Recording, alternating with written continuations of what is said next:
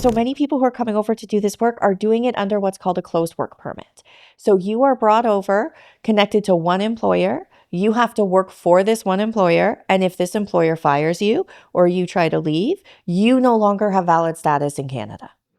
So that employer has a lot of power and control over you, your They rights, and your control freedom. your outcomes. Everything. Wow, Yes. how vulnerable is that? That is so incredibly vulnerable. And then we factor in how a person might have been connected to this employer on a closed work permit. Yeah, how? All right, welcome back to Anchored Minds, the podcast where we explore mental health, neuroscience, and the human experience. So I'm your host, Lana Doan, and today we're chatting about a topic that often hides in plain sight: human trafficking. So this isn't just something that happens far away. It's happening right here in our community. So joining me is the Director of Social Work Services at Legal Assistance of Windsor. We call it LAW for short. It's a community legal clinic and home to the Windsor-Essex Counter-Exploitation Network, WECEN. So WECEN provides direct service to survivors of human trafficking and works with community professionals like the OPP, that's our Ontario province, our Ontario Provincial Police, and the Windsor Police. So her expertise and leadership are helping drive education, awareness, and direct support for victims and those at risk. So this conversation is for anyone who wants to understand the signs, reduce risk, contribute to safety in our communities. So let's get anchored in the facts, red flags, and local supports that can truly make a difference. Please join me in welcoming Amanda Pierce. Okay, right, it's just me in the studio here with Amanda. Nobody's in the audience, but please welcome her anyways. Thank you so much for coming here. I really appreciate this because this is such an important topic. And I think that we hear about it, but we don't know a lot about it. So, yeah. Yeah, it really is such an important topic. So thank Yeah. you so much for inviting me Oh to my come talk about gosh. it today. I appreciate it so Mhm. much. I think that what we could really start with is Mhm. maybe talking about what it is. Sure. Yeah. Okay. Yeah. So when we talk about human trafficking, people often refer to it as modern day slavery. And I think Okay. that's something that helps people really put an idea Mhm. to kind of an abstract concept. So when we're talking about human trafficking in the context of the law, we're talking about recruiting, harboring people. We're talking about using coercion or force or fraud or threats to exercise control to force people to do something that has gain for somebody else, whether it's financial or personal gain. But when Okay. we talk about it in that context, it's really hard to picture Mhm. what that looks like on the ground. Right. Right. And So what is that? How does that manifest in our community? exactly. And so I like to get away from that legal definition to talk more about the reality of what happens in our community. Yeah, so when we talk about it in that mindset, we really look at the four different types of trafficking. And I think it's Mhm. important to know when people are experiencing trafficking and exploitation, they're Oh, not yeah. necessarily held in one box, so one type of trafficking. Okay. How many? There's four you're So there's saying. four main types that Okay. we look at. The first and the one that I think most people are aware of is sex trafficking. Mhm. So that involves forcing somebody to participate in some sort of sex act that makes money for somebody else. And that is really separate. And I think it's really important we see the distinction from Yes. sex trafficking and independent sex work. So when Right. we're Yeah. talking with, So today, folks, we're Mm, talking about where it's not in the independent stuff. mhm. But sometimes there can be a blurred line, right? Okay. Absolutely. And so when we're talking to survivors or potential at risk people, we Mhm. talk about independent sex work as being in control of your rates and dates. So you get to decide the work you do, you get to decide who you perform that work for, and Yes. how much money you're going to earn. And Yes. And what you sometimes, do with your money? Okay. exactly. Sometimes independent sex workers will hire staff to help, right? They might hire Yeah. security or a Yep. driver. Yep. And sometimes we see independent sex workers find themselves along this continuum of exploitation where somebody begins to take control over those choices. So maybe they start to set up those dates. Maybe they Mhm. start to demand more and more money. But sometimes, and actually what we see, I think most often with independent sex or with sex trafficking, sorry, is it's really born out of relationships. So usually Mm. Mhm. somebody who is pretending to be a boyfriend or a partner, or Yeah. even a peer or a friend that coerces you into participating in sex acts to earn money. So we hear a Yeah. lot about, I was sold a dream. I was told if I did this work for him, we could afford to get this apartment. We could afford to get this Right. white So they picket were fence. tricked. So Exactly. there's like various different kinds of bosses. Can we call them pimps? Is that kind of Some okay? Or people will call them pimps. I oh, usually call them traffickers traffic. Yeah, let's simply call them because I traffickers because think, that's what they are. yeah, and I Yeah. think society, I mean, I know society has really glorified pimp culture. There was a Yeah. period of time Okay. where we used to do pimp and hoe balls and all of these things where it was Oh, so yeah. Ugh. normalized. And when Cringe. you look at it, right, you look at Yeah. it in the context of trafficking and exploitation, and it is really horrific, some of the things that were normalized in the early aughts and before. Right. Yeah. Okay, so there's your trafficker and Hmm. is the different kinds of traffickers like Sure. that in Yeah. different like kinds of relationships with you that might con young women? Yeah, so we have certainly we see a lot of the boyfriend pimp is what people Mhm. kind of colloquially refer to them as. Yeah. That's that boyfriend who sold a dream. Mhm. Sometimes it's a peer or a friend. We've had situations where family members have sold their children or other family members for sex work.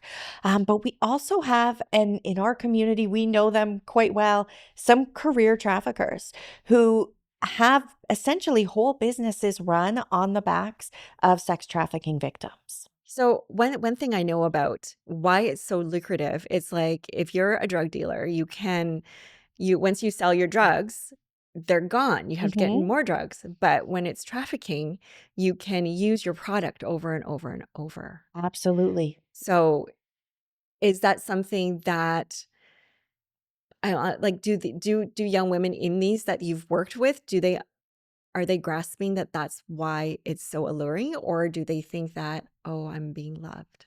Well, I think it usually starts as thinking I'm being loved. Okay. And I think about a young woman I worked with many, many years ago when she was first starting to disclose about what she was Yeah. experiencing. And she talked about the fact that he made her do some really horrific stuff. And she felt really terrible after it happened. Mhm. But when she got back to the home, he would hug her and he would hold her and he would stroke her hair and tell her he was proud of her. And nobody had ever done that for her. So for her, she found love and that harm and that horrible stuff that she Mhm. was expected to do was worth it for her because somebody finally cared about her. Uh, are you seeing a pattern of certain risk factors? Like, are some women, men, whatever that, what is a certain let's back up a little bit. So let's look at the demographics and who's most at risk, and then let's look at some of those risk factors those individuals are experiencing. Absolutely. So if we're going to focus on sex trafficking for a little bit and hopefully we'll be able to talk a little bit about labor trafficking as well Yeah, because yeah, because I mean, that's a thing too, right? it is a Yeah, really huge problem, and with trafficking, we do tend to focus on sex we trafficking, do. Yeah. and labor trafficking, especially in the context of Windsor-Essex County, is a really significant issue. Um, Yeah, that's relevant for us for sure. Absolutely, yeah. But to focus on sex trafficking Mhm, for a bit, mhm, we know that there are certain people who are more vulnerable to mhm, trafficking than others. But I also know I've seen this in my work, and the mhm. literature supports this. Anybody can be a victim. I have Okay. worked with young people as young as 13 who've experienced trafficking. I met a woman in her late 60s who was being forced into sex work. So there really is no limit to who could be vulnerable. Um, So we that makes it a bit scary for parents to think, right? Like any child is at risk. So, Absolutely. what do you say to parents who are like, um, "Don't walk late at night. Somebody might kidnap you and then traffic Mhm, you." mhm. Is that That's not something that I've right? ever seen in my career, Right. So, and like that is the widespread information that don't walk at night because then you're vulnerable to be trafficked. Because I think trafficking happens in different ways. it really does, and to that point, that stranger danger, Lana, you and I grew up in similar times where we were led to believe that the danger was the person hiding in the bushes waiting to jump out, Right. and what we know now is that we are at greatest risk around people who we believe are safe, right? Our partners, Yeah. our family members, our trusted, people in positions of power. those are the people Mhm. that are really in a position to cause us harm. And when you talk about that notion of being kidnapped, that trafficked or Right, like that taken movie, yeah, the scenario, Taken movie. or those viral social media posts that I see about, that guy with the earpiece in his ear was following me through Walmart. I'm sure he was just planning to abduct me and traffic me. That is not the reality that I've seen for No, my but it's clients. but I mean, is what's if you were to quantify that as a percentage, what would you say that that I is? personally have not seen it in my career. I've been working in the exploitation field since about 2009 in various Mhm. capacities.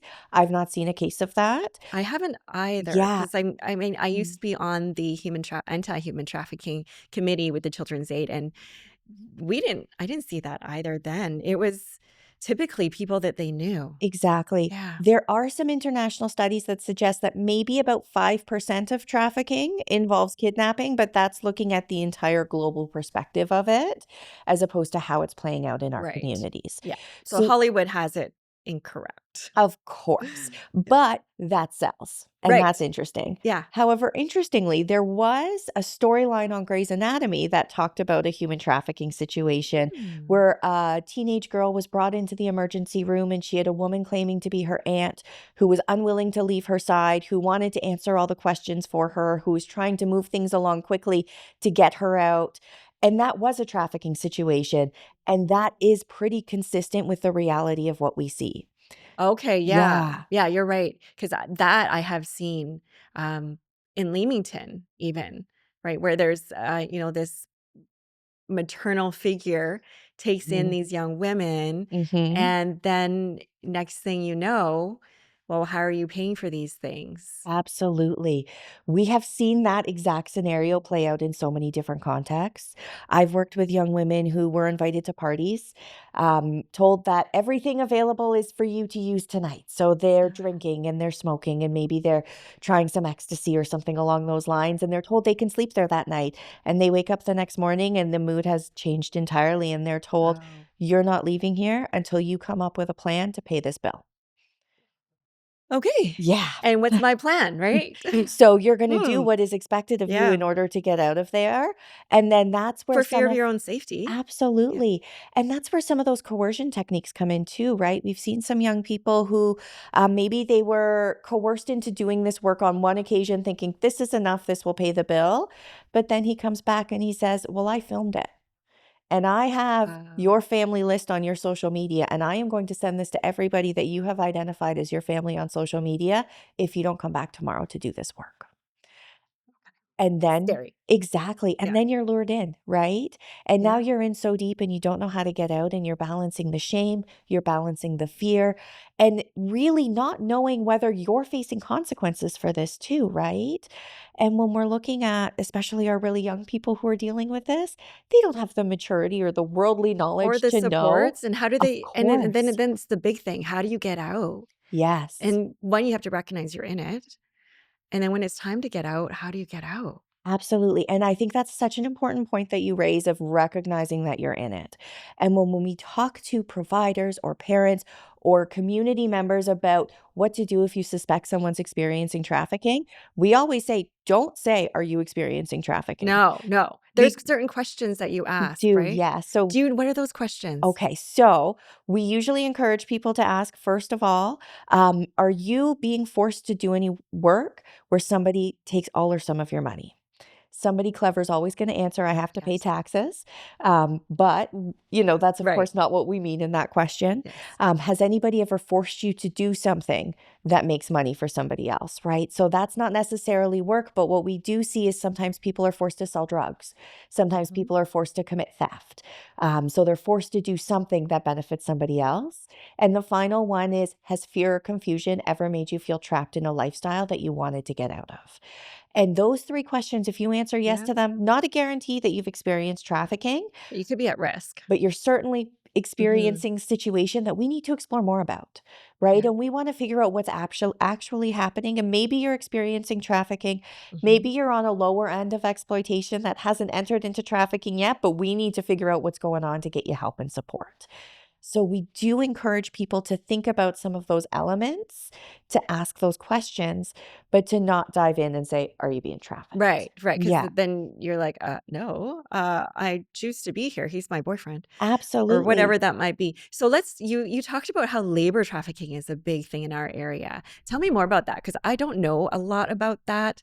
I know that we have a lot of migrant workers, that kind of a community where there are people that are really working hard and trying to survive, and are people taking advantage of that? Yeah, labor trafficking as well, one of the complexities of trafficking is all of the different ways that it can present. So labor trafficking in Windsor-Essex County is really prevalent in part because we are home to the largest underglass farming community in Canada. And like you mentioned, that is functioning almost entirely on the backs of migrant workers. And some of our policies are inherently supporting trafficking in this type of work. So Okay. many people who are coming over to do this What are work. what are some of those policies? Yeah, so many people who are coming over to Mhm. do this work are doing it under what's called a closed work permit. So you are Okay. brought over, connected to one employer. You have to work for this one employer. And if this employer fires you or you try to leave, you no longer have valid status in Canada. So that employer has a lot of power and control over you, your They rights, and your control freedom. your outcomes, really. Everything. Wow, Yes. how vulnerable is that? That is so incredibly vulnerable. And then we factor in how a person might have been connected to this employer on a closed work permit. Yeah, how? So we often see recruiters coming from people's home communities saying, "I know a job for you in Canada. You can make a ton of money. Look at me and my family. We're Yeah, doing really well." look at this opportunity that you have. Exactly. Come here, you can send money Yes, back to your family, exactly. and if you're coming from a desolate Yeah. place, that looks shiny to you. Absolutely. And so you're brought to Canada and the recruiter says, "Okay, but you do have to pay me a small fee and you're going to have to pay for your plane tickets as well. And when you get there, you're going to meet my friend when you get off the plane and everything's above board, but they're just going to hold on to your passport because sometimes the other guys they might steal it and we don't want that for you. So I'm going to hold on to that for Yeah, you." we're gonna protect your passport. Exactly. So you get to Canada, somebody picks you up, they take your passport, they take your ID, they drive you to a bunkhouse, and you are now in a room living with maybe 16, 18, 20 other men. And for those that were following the media during Mhm. COVID, we got to see what some of the inside of some of those Yeah, bunkhouses look like, yeah, right? yeah, not so good. Really terrible environments. Yeah. People are then forced to work really extreme hours in Mhm, really extreme conditions. There was a really great documentary that TVO put out many years ago called Migrant Dreams. And they talk about some of the experiences of migrant workers where workers are in inherently exploitive conditions, where they're in a greenhouse doing work mhm. and somebody comes in head to toe hazmat to spray. And the migrant workers have no protection and are just completely vulnerable to these chemicals. So they're then in a position where they're earning much less than minimum wage because often with Mhm. the temporary foreign worker program, the financial requirements are a little bit different. So they're So not different earning. laws as well Yeah, for the they've pay. yeah, different legislation around some of Okay, that. so because Um, humans are different because they're not what? I don't get it. Agriculture falls under different legislation Yeah, that in blows my labor mind. laws. Yeah. So there's also different laws around overtime and things like that. So in the agriculture industry, they don't necessarily have to pay overtime the way we would earn it if we worked overtime at McDonald's. So then they're forced to pay back some of these fees, right? So they're forced to pay back the recruitment fee, forced to pay back their airline tickets. But then we also see these bills start to pile up. So a lot of our Mm. survivors of labor trafficking talk about what they call a ledger. And sometimes it's the employer, sometimes it's their kind of at-home recruiter will come over and say, "You used 3 rolls of toilet paper this week. That's $75. That's being deducted from your pay. You stubbed your toe, you needed a band-aid. That's $12 being deducted from your pay." And then our clients are entered into what's essentially considered debt bondage, where their debt continues to, Compound, and they can't yes, even pay it off, and they have far nothing beyond what they extra would ever earn. to you are stuck. Yes. And then we have the added challenge that oftentimes the recruiter is connected to the home community. So I worked with a client I remember very well where her recruiter was providing care for her 2 children in her home community. So if she left, this woman was making threats to her children. Now, at the time, I had met with her and I was acting as a social work student. So this Mhm. was a very long time ago. And Yeah. I, with all my young idealism, I thought this is no problem. I'm going to call Children's Aid in her home community and they're going to intervene and they're going to protect these kids. And I What called them. children's aid? Well, so there was a child Oh, protection agency, and I called them and they said, okay, like we very much appreciate the risk. What we're going to do is we're going to meet these kids at school and we're going to give them sandwiches and we're going to give them shoes. And that's about the extent of the intervention we're prepared to offer. So I was not able to really do anything to help get my client's kids out. So she had to continue to follow these rules and participate in this work for the well being and safety of her children. And so that what is, does getting out look like for people that are being labor trafficked? it is very So do complicated. they like leave with the like with there's this big debt. So how do you ever leave? It is incredibly complex. And one of the things that we're really lucky with in this work and in our community is we have community champions, people who have experienced this, who have been supported in exiting, who then see it in their peers and then say, hey, my friend, I have somebody who can help you. Come with me. And they will then bring people out of these situations to come meet with us at WECEN, to connect with our team, to figure out what their options and pathways are to exit. But one of the challenges, even greater than the debt bondage, is the precarious immigration status. So Yeah. some migrant workers do come over on what's called an open work permit, where you're kind of tied to a sector. So you come to do agricultural work, you're going to do agriculture work the whole time you're here, but you can go from employer to employer. You have some safety and some dignity in that. Okay. So, some of the work that we're doing with our international labor trafficking survivors is helping them access open work permits or temporary resident permits that allow them status in Canada so they can stay here safely. So if they're locked into that other work permit, can they get out of that and then get this other status? So I will say that is a really good question for an immigration lawyer. I believe that there are pathways if you are a vulnerable worker, but I would certainly suggest we look into that and get that proper legal information, because when it does come to that stuff, I recognize my own limitations Yeah. and Oh call no, on I the get that. experts. Yeah. Immigration is a beast of a system. It really is it's a Yeah, whole other thing. absolutely. Yeah. But when they're dealing with precarious status, they don't have access to resources. So they can't go on Mhm. Ontario Works to have welfare coming No. in. They're not Yeah. able to access OHIP for healthcare Right. Yeah, coverage. so like for people that are thinking that these undocumented workers are leeching off the system, like Mhm. know that they can't even access Ontario Works, which is our provincial welfare system, the money that's assisted. And so they can't have that. They need all these other things. So they're not leeching off the system. They're trying to survive and they're victims. And so that really like that gets me going. So Yeah. And I see the rise in anti-immigrant sentiment right now, and the rise as well in international students kind of being a political scapegoat right now. And to me, all that does is increase the vulnerability for these people to experience harm and hardship. And the reality is that's being done for my benefit, right? They are picking the cucumbers that I am putting in my daughter's lunch today. I know. And that is an unacceptable thing for me as a Canadian citizen, that people are being brought to my country and being exploited in the name of my interests. I know. Yeah. I mean, I could get further into some other personal political information, Mhm. but I maybe shouldn't. That could be another thing because I mean, how much time do we have today, Mhm. right? I'm trying to keep these talks to about half an hour. So let me Mhm. just go over and make sure that we've talked about some of the things. What are some of the misconceptions about human trafficking that you encounter? Ah, gosh, there are many. So we Okay. talked a little bit about the take-in, the kidnapping idea. And I think, one of the challenges I have around that as a misconception is it does distract us from the realities of what we should really be concerned about. So who we should be looking out for in some of those challenges. Um, I think that one of the misconceptions as well is that people who are experiencing trafficking are waiting for someone to come rescue them.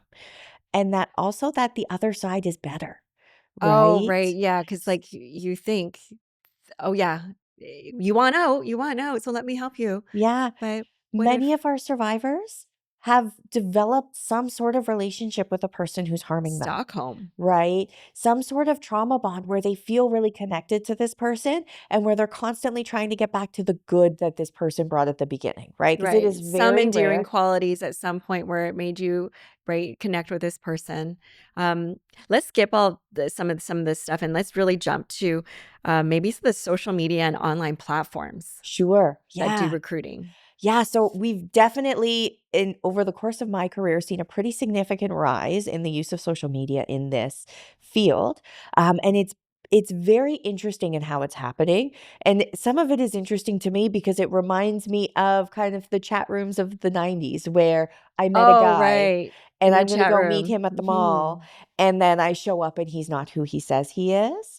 But what we're seeing more commonly is the use of social media to really enhance the nature of the relationship to make it easier to pull that person in to be exploited, So, right? right, because we're born for connection. And so then you're in social media and building relationships. And so now I feel like I know you, this familiarity. Yes, and so much of my Mhm. information is exposed, right? Yeah. You know my interests, you know my likes, you know who my grandma is. So you Mhm. have all of this Oh, yeah. information that It's you can all use at your to, fingertips. yes, to coerce me, to blackmail me, to bribe me, to force me into participating in this type of work. We also see it used to create kind of false job advertisements. So we are still seeing women brought to different communities for the promise of a modeling job, right? That is not, in fact, the modeling job that we were led to believe it was.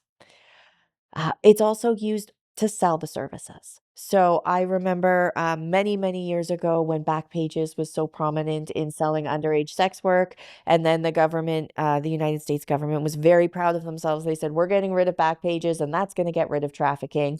But the reality Mm. was, A, that didn't work. But B, that was a site where we were able to kind of keep track of our people too, right? Like I was able to see who was up there and know that my people are at least okay enough to be working.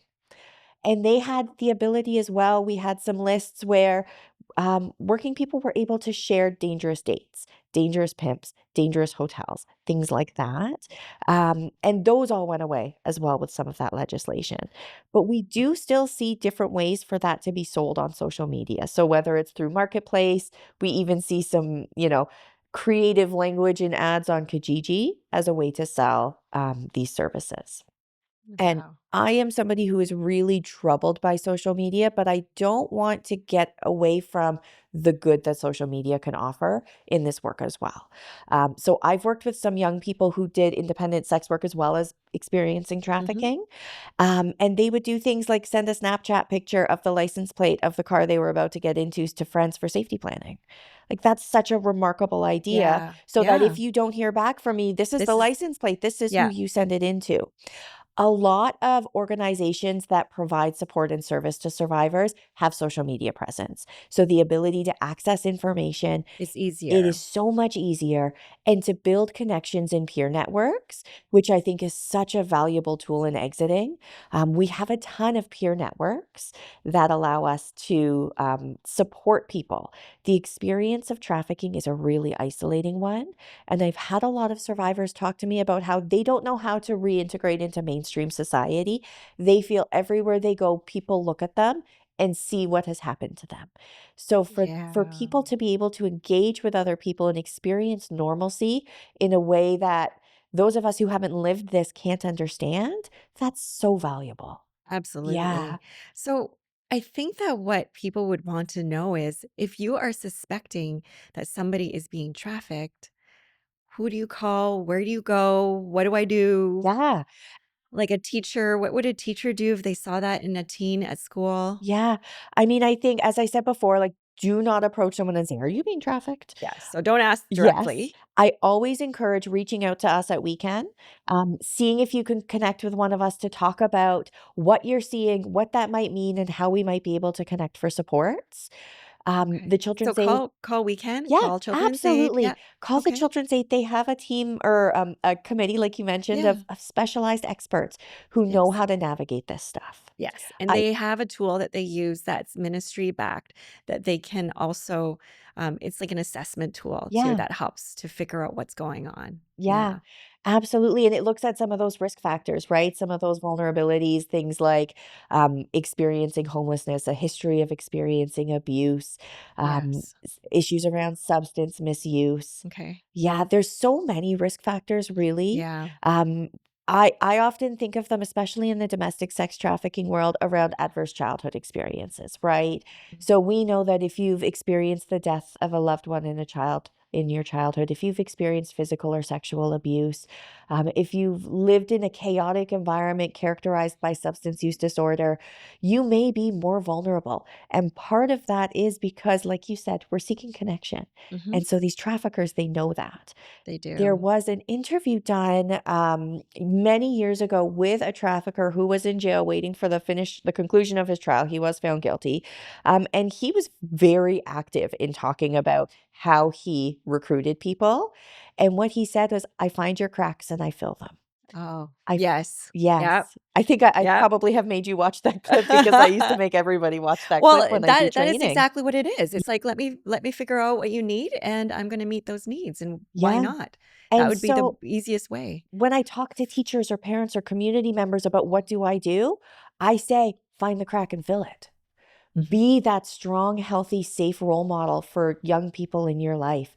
If you notice a kid in your class who's having a hard time, find somewhere quiet for them to get some rest. Find a way to connect with them over food and drink and just Yes. let them know that you're safe. I think about a young person that I worked with who nobody would have suspected that she was experiencing trafficking. She showed up to school every single day, never missed a day of school. But what was starting to raise some alarm bells was she was falling asleep in class every day and teachers were calling home. What was happening was after everybody went into bed, she was sneaking out because Oh, her trafficker expected her to meet him. And so she would sneak out every night at about midnight. He would put her to work for a couple hours and he would send her back home. And and he how did, old do you think she was? oh, probably 14 or 15. See, She right, was it's so so young. She young. was so young. And the They can thing is, really be, like, as young as what's the youngest you've seen? the youngest I've seen is 11 in our community, but that is the youngest I've seen. That's not the youngest that's out there, Oh right? my god. And when we look at trafficking, we know it's an iceberg, and all we're seeing is just a fraction of what's hidden below the surface, right? Yeah, yeah. And in that young woman's experience, nobody held a gun to her head to force her out of that house No, that night. she But stuck out. She was like, but what "I'm he having a did good do, time." well, no, he had Mm. told her he knows where her young sister sleeps. Uh, So if she does not leave, he's getting her sibling. So what she was doing was protecting her mhm. younger And sibling, she couldn't tell right? anybody because she's Of course scared, and not. when you're that wait, you're only 14 or 15, you don't have the maturity to know, "Okay, this is safe, I need to tell an adult." Absolutely. Yeah. And do you even have a safe adult to tell? Now, that young person Mhm, did, but how many young people don't feel that they have a safe adult to tell? mhm. And that's where us as members of the community can really stand up and build safety for our young people. And let So people know that we are safe people. Yeah. yes. Yes, and I do a lot of work with students in educating them and training them to become future social workers. And I tell them, no, very rarely will somebody disclose to you the first time you meet them. They may not disclose the 10th time you meet them. But Mhm. maybe on the 30th meeting, on their way out the door and their hands on the doorknob, they're going to turn around and they're going to say, I need to tell you something.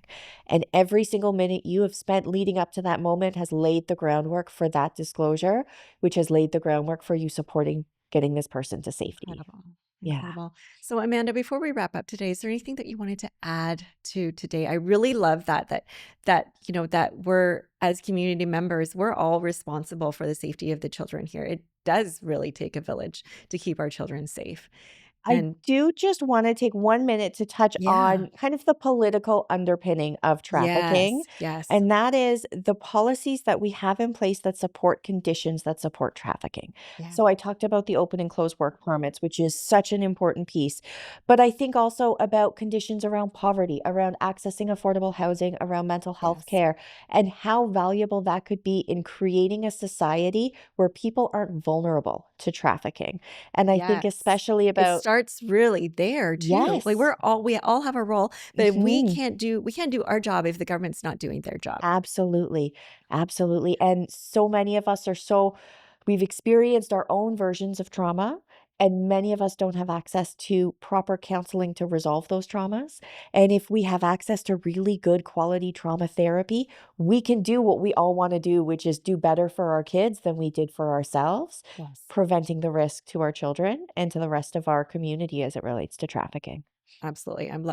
I really appreciate that you brought that up because that's a really big deal, and it Mhm. sometimes can really feel helpless. And Yeah. so, if this is a call for political reform, what a policy reform, whatever that might be, I think that we need to do that. Mhm. So, we've got Mhm. 3 takeaways for you today.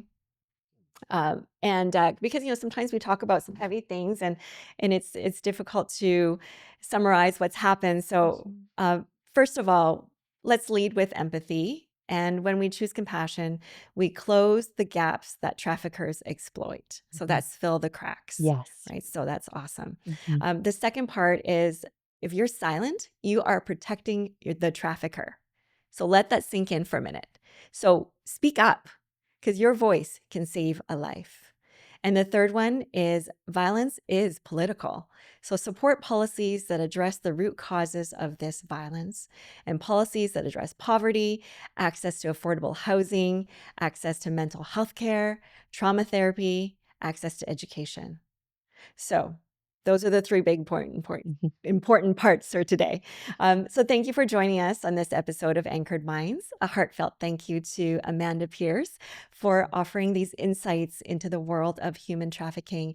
It's just really the tip of the iceberg. So, I mean, there's so much more information out there. So if this is something that your heart feels connected to, the community does need you.